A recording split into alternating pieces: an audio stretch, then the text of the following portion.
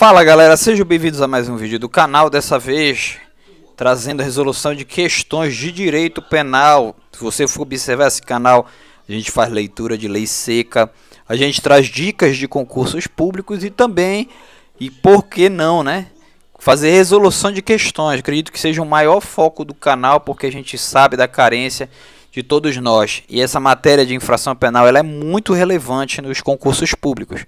Sem mais delongas, vamos para a primeira questão.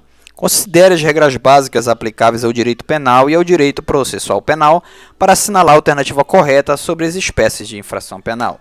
Você dá uma pausa no vídeo e tenta resolver você mesmo essa alternativa, essa questão, porque agora eu estarei fazendo uma análise de assertiva por assertiva de todas as questões que nós iremos trazer aqui. Vamos para a alternativa A. Crime e contravenção penal são sinônimos. Isso aqui já de cara está errado, pessoal, porque a infração penal ela é um gênero e a ela é aplicável a teoria dicotômica. O que isso quer dizer? Que ela se divide em dois. Quais são essas duas espécies da infração penal, do gênero infração penal? É justamente o crime e a contravenção penal, ou seja, eles não são sinônimos. Está errada essa alternativa A. A B. No caso de contravenção penal, admitem-se penas de reclusão e detenção, enquanto que para os crimes admite-se prisão simples. É justamente o contrário, pessoal. Tá certo? Nós vamos ver mais à frente isso aqui.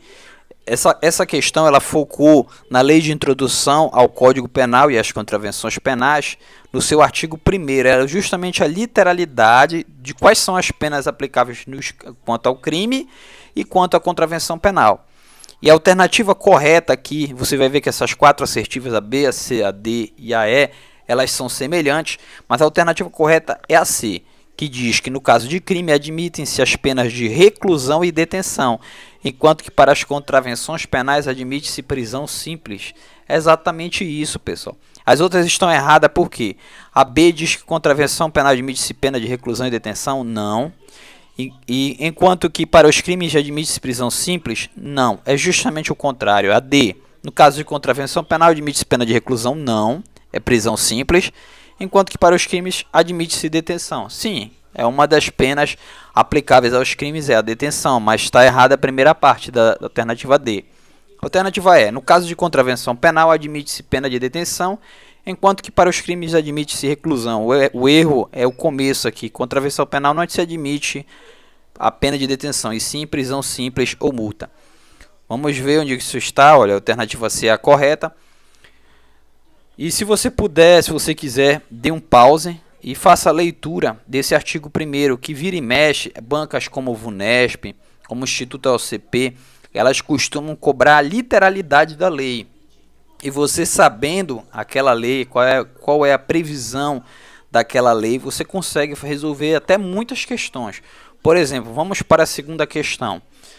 Se você puder, olha, observe, olha só o começo dela, justamente a banca VUNESP. Considera-se consoante o artigo 1º da Lei de Introdução ao Código Penal, contravenção à infração penal a que a lei combina a pena. Dê um pause e responda você mesmo. Mas a alternativa correta aqui, pessoal, é a alternativa A. A contravenção, a ela é aplicável qual pena? Prisão simples ou multa. Tá certo? Não é a B, privativa de liberdade, C, reclusão ou detenção, que isso aqui é crime, D, restritiva de direitos, E, privativa e restritiva de liberdade, não. É prisão simples ou multa. Aqui de novo, inclusive dessa forma eu quis até, eu negritei a parte que diz respeito à contravenção penal, para ver se fixa no nosso entendimento aí. Se você lê isso, você vê que você consegue responder muitas questões. Vamos para a terceira. Dessa vez a banca é a FEPESE, Escrivão de Polícia Civil de Santa Catarina. É correto afirmar sobre a infração penal? De novo, pessoal, dê um pause, tente responder você mesmo, porque eu vou fazer agora a análise de assertiva por assertiva. Vamos para a alternativa A. A infração penal somente poderá ser cometida por pessoa física. Pessoal, isso aqui está errado.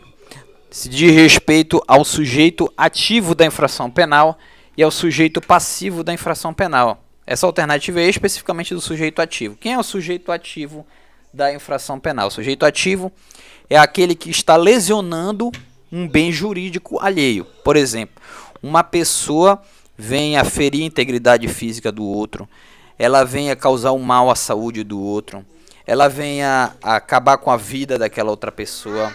Esse é o sujeito ativo da infração penal, tá certo? Então, quando ele diz aqui que é somente a pessoa física, a gente tem que ter em mente o seguinte, que pessoa jurídica, ela também pode ser sujeito ativo da infração penal. Onde é que está isso? Nunca vi isso. Quer dizer que uma pessoa jurídica pode cometer crimes, infrações penais? Sim.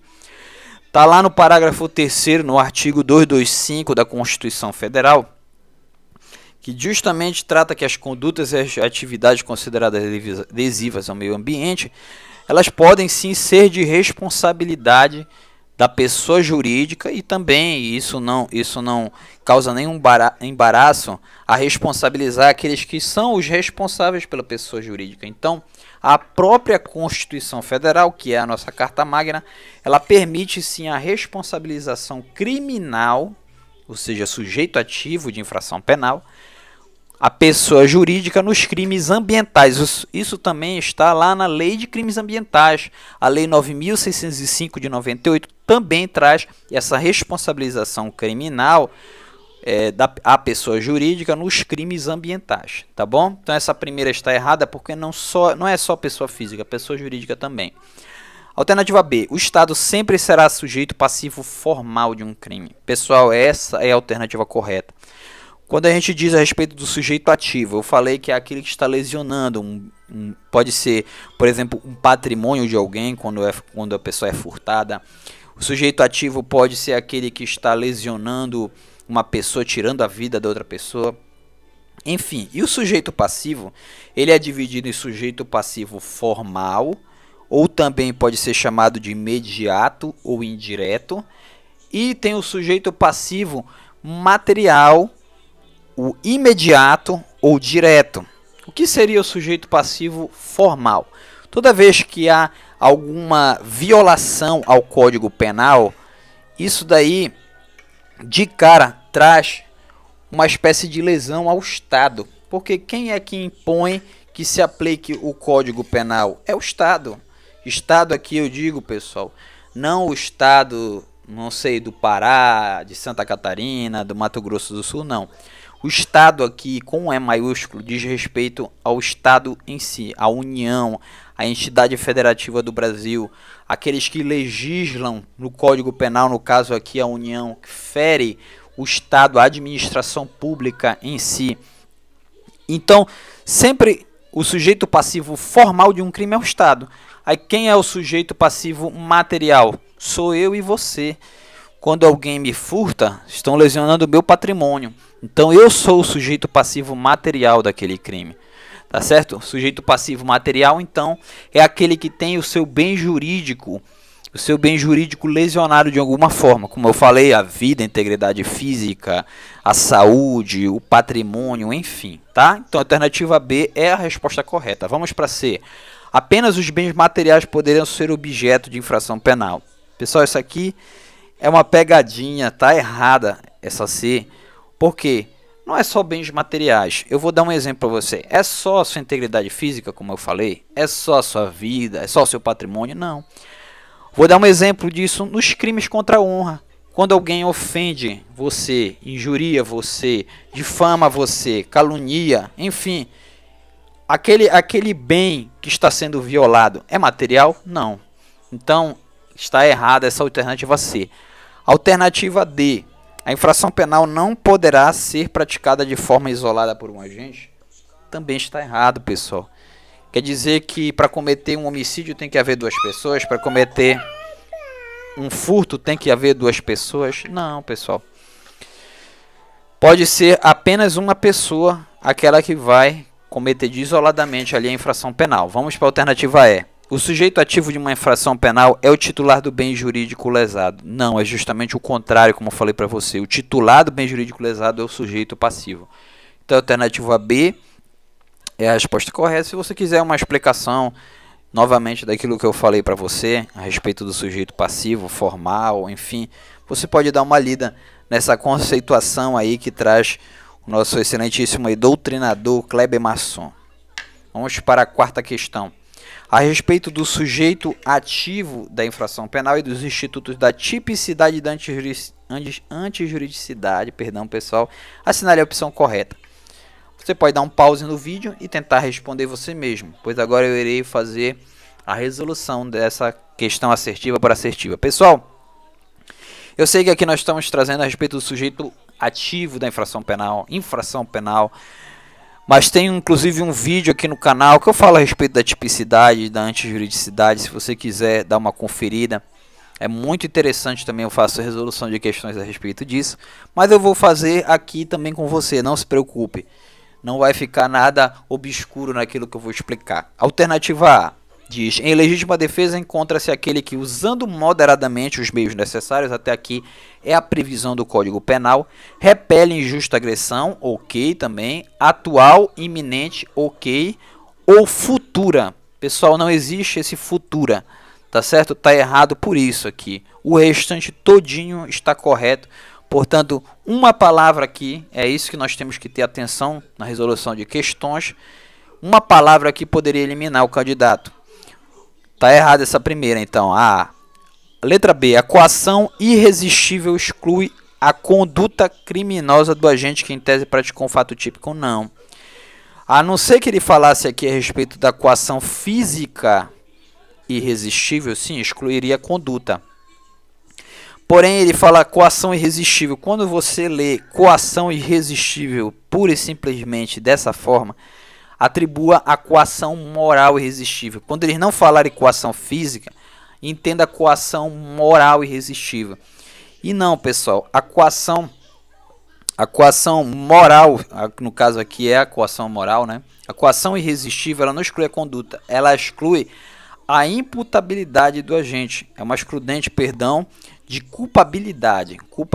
Perdão, pessoal, excludente de culpabilidade do agente. E no caso ela é isenta de pena.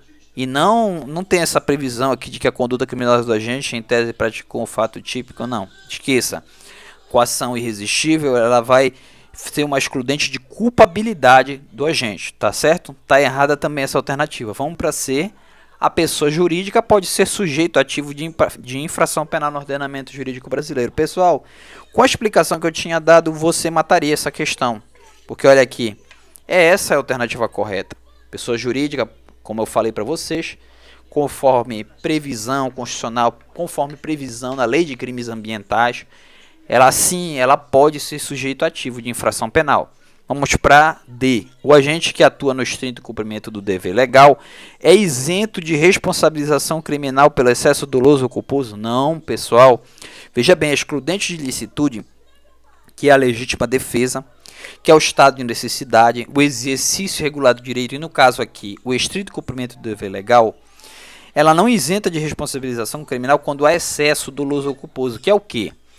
Vamos supor que, de alguma forma ali, eu estou no estrito cumprimento do meu dever legal, eu sou um oficial de justiça, tá certo? Eu sou um oficial de justiça, eu estou ali exercendo a minha profissão, há um mandado a ser cumprido, seja de reintegração de posse, seja algum... Vamos colocar um exemplo de reintegração de posse. Reintegração de posse, eu estou ali inclusive com força policial, eu estou tomando aquele bem que está sob a posse de uma determinada pessoa e estou passando para outra pessoa. Tudo bem, eu estou no estrito cumprimento do meu dever legal, mas eu não sou isento dos meus excessos nisso. Vamos supor que eu estou lá, eu estou passando aquele bem, aquela propriedade, aquele terreno para aquela pessoa que realmente é o titular daquele bem. Aí eu vou lá, aí eu digo para os policiais, olha, pode sentar ali o sarrafo aí, sentar ali o cacete na galera que está aí, né? Porque eu estou mandando, porque eu estou no estrito cumprimento do meu dever legal.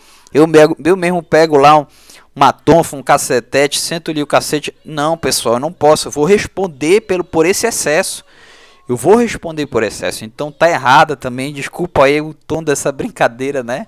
Esses exemplos, mas são para fixar. Então a alternativa correta é a alternativa C. Como eu falei para você, a pessoa jurídica ela pode ser sujeito ativo de crimes ambientais. Quinta questão, dessa vez da Polícia Civil de Goiás, a banca é a UEG, para escrivão de polícia. Sobre o sujeito ativo e passivo da infração penal, Verifica-se que... Tente responder você mesmo, dando um pause, porque eu já vou para a resolução das assertivas. Alternativa A. Nas hipóteses em que a lei se refere à vítima em relação às suas condições, há hipóteses em que a lei se refere à vítima em relação às suas condições físicas ou psíquicas, embora nem todas as pessoas possam ser sujeito passivo do crime. Há hipóteses em que a lei se refere à vítima em relação às suas condições físicas ou psíquicas, embora nem todas as pessoas possam ser sujeito passivo do crime. Não, pessoal, isso aqui está errado. Nem todas as pessoas podem ser sujeito passivo do crime. Isso aqui está errado, pessoal. Toda pessoa ela é sujeito passivo do crime, tá? Vamos para B. Toda pessoa pode ser sujeito passivo do crime. Vamos para B. Sujeito passivo do crime não é o titular do bem jurídico ameaçado pela conduta criminosa. É justamente o contrário, ele é o titular do bem jurídico ameaçado. Alternativa C. Sujeito ativo do crime é aquele que pratica a conduta descrita em lei. Ou seja, o fato típico. Pronto, pessoal. Essa é a alternativa correta, tá? Vamos para D. Capacidade penal do sujeito ativo ou inimputável pode não ter a capacidade penal se passar a sofrer de doença mental após o delito. Não, pessoal. Não existe isso. Doença mental após o delito, aí a gente vai para a questão da luta, o tempo do crime, a gente leva em conta o quê? A teoria da atividade, quando foi cometido o crime. Se no momento do cometimento do crime ele tinha capacidade penal, a gente não pode falar que ele não tem capacidade penal se após o delito ele sofreu de doença mental. Tá errado. É a alternativa C, a resposta, tá? Se você quiser, você dá uma leitura. Eu deixei alguns comentários aí. Essa questão do sujeito ativo e passivo aí que eu expliquei para vocês, tá bom? Vamos para a sexta. Em relação ao sujeito ativo e passivo de infração penal no ordenamento jurídico brasileiro. Olha, novamente, sujeito ativo e passivo de infração penal. Agora ele pede para assinalar a opção incorreta. Atente a isso, pessoal. Toda prova que pede a incorreta, você tem que ter essa cautela na leitura da questão, tá? Tem que se atentar a isso. Então dê um pause no vídeo e tenta responder qual é a alternativa correta. Porque agora eu vou trazer a resolução. Alternativa A. A pessoa jurídica não pode ser sujeito ativo de infração penal. Pessoal, já matamos a questão. Ela pode ser sujeito ativo de infração penal. Tá vendo só? São detalhes que você consegue responder as questões, várias questões. Você vê aqui eu estou trazendo várias questões de vários anos, inclusive questões antigas, questões recentes. Tá? Então a alternativa incorreta que aqui pede aqui a questão é a A. Vamos para B. Sujeito ativo do crime é aquele que pratica a conduta descrita na lei. Está correto. A gente já falou sobre isso, está corretíssimo. A C. Sujeito passivo do crime é o titular do bem jurídico lesado ou ameaçado pela conduta criminosa. Perfeito. D. O conceito de sujeito ativo de infração penal abrange não só aquele que pratica a ação principal, mas também quem colabora de alguma forma para a prática do fato criminoso. Pessoal, excelente. Um 10 aí. Está falando a respeito de coautoria e de participação aqui. Letra E. Parte da doutrina entende que, sob o aspecto formal, o Estado é sempre sujeito passivo do crime. Ele ainda foi cauteloso. Aqui eu digo até que é a maioria da doutrina. Tá? Ele foi cauteloso aqui, mas a maioria é majoritário. Que no aspecto formal, o Estado ele é sempre sujeito passivo do crime. Mas não está errado também, quando ele fala a parte da doutrina. A incorreta é a alternativa A. Aí o parágrafo 3º, como eu mencionei para vocês, do artigo 225, dê uma leitura com calma para fixar isso na sua cabeça. Ela é responsável, sim, as pessoas jurídicas por atividades lesivas ao meio ambiente, tá? Responsável até mesmo com sanções penais, além das administrativas. Sétima questão. Agora é uma prova de delegado de polícia. Você vê que temos questões de escrivão, temos questão até mesmo de odontologista. Não tem uma relação direta ali com um agente de autoridade ou uma autoridade policial. E aqui de delegado de polícia. Você vê que até mesmo em questões em cargos mais complexos, na parte jurídica que eu estou falando, todos têm a sua complexidade, mas cargos jurídicos cobrando direito penal, caem questões como essas que vocês vão ver. Acerca da sujeição ativa e passiva da infração penal, assinale a opção correta. A. Dê um pause no vídeo e tente responder. Mas vamos lá. A. Doentes mentais, desde que maiores de 18 anos de idade têm capacidade penal ativa. B. É possível que os mortos figurem como sujeito passivo em determinados crimes, como por exemplo no delito de vilipêndio a cadáver. Pessoal, eu vou logo responder a B aqui para você. A B, ela está incorreta. O morto, ele não é o sujeito passivo. Ah, mas como que ele não é se estão vilipendiando ali o cadáver dele? Ele não é porque ele é um morto, pessoal. Tá certo? Ele não é sujeito passivo. Quem é aqui? São os familiares dele. É a coletividade. É o Estado. Tá certo? A mesma coisa no que diz respeito a crimes contra animais. É a coletividade. É o Estado. No caso aqui do vilipêndio a cadáver, é a própria família aí, do morto. Tá certo, pessoal? Então tá errada a B. Vamos para C. No estelionato com fraude para recebimento de seguro, em que o agente se autolesiona no afã de receber prêmio, é possível se concluir que se reúnem na mesma... Não, pessoal. Isso aqui está errado. Isso aqui está errado por quê? Não há essa questão de sujeição ativa e passiva nessa fraude para recebimento de seguro. Porque quando ele está fraudando uma seguradora. Então o sujeito ativo é esse estelionatário, né? Um exemplo aí, ele coloca no seguro o carro dele, aí ele vai lá e toca fogo no carro dele para ele receber o dinheiro do seguro. Quem está tocando fogo no próprio carro aqui, ele é o sujeito ativo. E o sujeito passivo é a seguradora. Então tá errada também essa questão, a C tá incorreta. Vamos para D. No crime de autoaborto, a gestante é ao mesmo tempo, em razão da mesma conduta, autora do crime e sujeito passivo. Também não, pessoal. Ela é autora do crime, o sujeito passivo, no caso do aborto, ali é o feto. Tá certo? É o feto. Ela está cometendo o crime contra o feto. Tá bom, pessoal? Porque até o Código Civil, ele diz que a lei, ela traz os direitos do nascituro. Ela traz a salva aí, no caso, proteção dos direitos do nascituro. Nascituro é o feto, desde a sua concepção. Então, tá errado, tá certo, pessoal? Não existe isso dela ser autor e sujeito passivo do crime. A alternativa é: o Estado costuma figurar constantemente na sujeição passiva dos crimes, salvo, porém, quando se tratar de delito perquirido por iniciativa exclusiva da vítima, em que não há nenhum interesse estatal, apenas do ofendido. Não, pessoal, não existe isso. Como eu falei para você, ele vai sempre ser sujeito passivo formal. Não existe isso. Ah, é da vítima, então é problema dela, não tem interesse estatal. Não. Cometeu um crime ali, um delito, uma contravenção penal, sujeito passivo formal, tá? Mediato, indireto, sempre será o Estado. Então é a A. Sobrou a A, pessoal. Doentes mentais, eles têm sim capacidade penal ativa, desde que sejam maiores de 18 anos de idade. Então essa é a alternativa correta. Eles têm feito 18 anos de idade, eles têm capacidade penal ativa, eles vão responder criminalmente. Agora, lógico, vai se observar muita questão da imputabilidade dele, a questão se ele era semi-imputável, enfim. Mas o fato é que ele tem capacidade penal ativa. Vocês quiserem, olha, inclusive tem uma explicação mais aprofundada de que a simples condição de doente mental não conduz a gente à imputabilidade. Ao contrário do que ocorre com a menoridade, que esta condição biológica constitui presunção absoluta de que o agente é inimputável, para que se exclua, pois, a culpabilidade em razão de doença mental, deve ser comprovado que, além de ter sido acometido pela anomalia psíquica, o agente era, no momento da ação ou omissão, inteiramente incapaz de entender o caráter ilícito do fato e determinar-se de acordo com esse entendimento. Ou seja, ele pode ser semi-imputável, como eu falei para você. A oitava questão.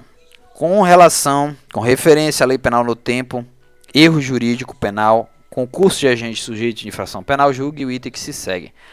Aquele que lesar o próprio corpo ou agravar as consequências de uma lesão com o intuito de buscar indenização será ao mesmo tempo sujeito ativo e passivo do delito em razão da sua própria conduta.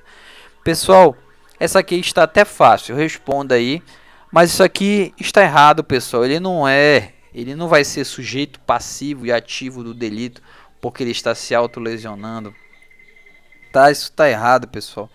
A autolesão no Código Penal não pune um agente por ser uma ação reflexiva. Já no caso de tentar receber uma indenização da seguradora, como eu falei para vocês, o agente é ativo, a seguradora é agente passivo. Então o gabarito está errado.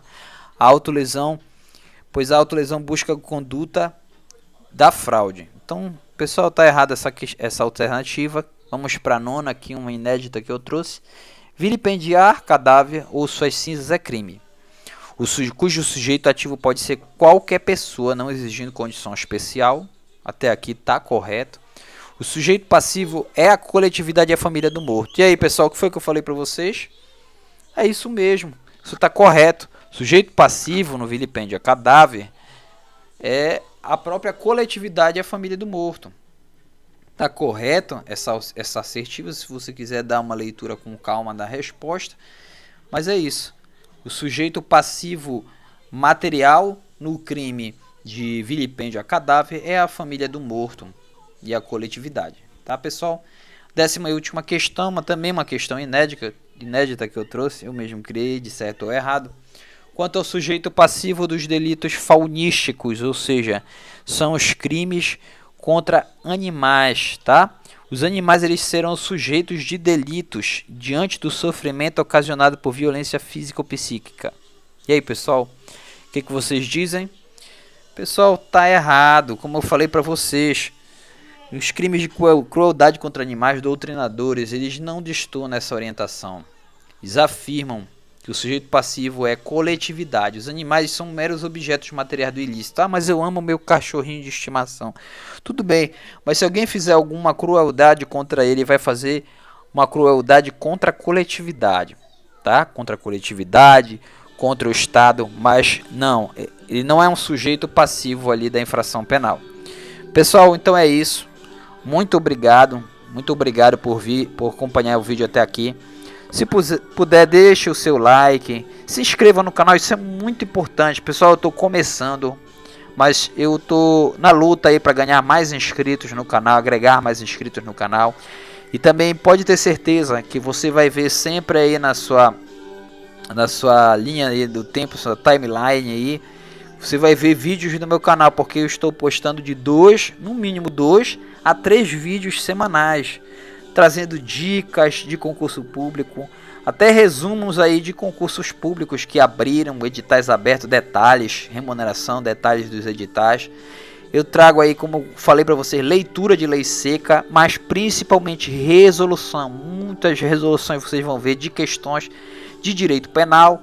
Eu também estou com uma ideia de trazer resolução também de direito constitucional, de legislação penal especial. Enfim, pessoal, a tendência é esse canal desaflorar aí. E eu peço a ajuda de vocês. Vocês são muito importantes. Cada inscrito que se inscreve no meu canal aqui, você não sabe a felicidade que você traz. E eu quero de alguma forma melhorar na produção dos meus vídeos, justamente para agradar ao meu público, tá, pessoal?